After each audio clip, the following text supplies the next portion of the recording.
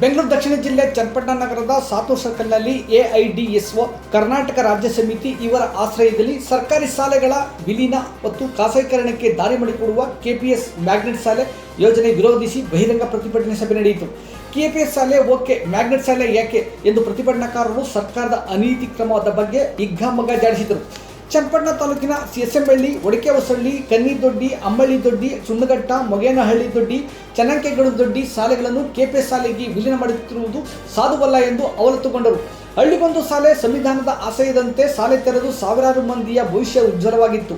ಅಲ್ಲದೆ ಗ್ರಾಮದ ಹೊಸ್ತಿಲಲ್ಲೇ ಸಿಗುವ ಸರ್ಕಾರಿ ಶಾಲೆ ಹಳೆಯ ನೆನಪುಗಳ ಸಾಕ್ಷಿಗುಡ್ಡಿಯ ಶಾಲೆಗಳನ್ನು ಕೆಪಿಎಸ್ ಶಾಲೆಯ ನೆಪದಲ್ಲಿ ನಮ್ಮೂರ ಶಾಲೆಗಳನ್ನು ಪಾಳು ಬೀಳಿಸುತ್ತಿರುವುದು ನ್ಯಾಯವೇ ಎಂದು ಆಕ್ರೋಶ ವ್ಯಕ್ತಪಡಿಸಿದರು. ಈ ಸಂದರ್ಭದಲ್ಲಿ ಕರ್ನಾಟಕ ರಾಜ್ಯ ಸಂಯುಕ್ತ ಆಶಾ ಕಾರ್ಯಕರ್ತೆಯರ ಸಂಘದ ಮುಖಂಡರು ಉಮಾದೇವಿ, ಎಐಕೆಕೆಎಂಎಸ್ ರೈತ ಮುಖಂಡರಾದ ಎಚ್ವಿ ಶಿವಪ್ರಕಾಶ್, ಎಐಡಿಎಸ್ಒ ರಾಜ್ಯ ಕಾರ್ಯದರ್ಶಿ ಅಜಯ್ ಕುಮಾರ್, ಪ್ರಾಸ್ತಾವಿಕ ನುಡಿ ಎಐಡಿಎಸ್ಒ ಸಂಚಾಲಕ ರೋಹಿತ್ ಎಂಆರ್, ಎಐಡಿಎಸ್ಒ ರಾಜ್ಯ ಉಪಾಧ್ಯಕ್ಷ ಅಪೂರ್ವ ಹಾಗೂ ರೈತ ನಾಯಕರು ಮಾತನಾಡಿದರು.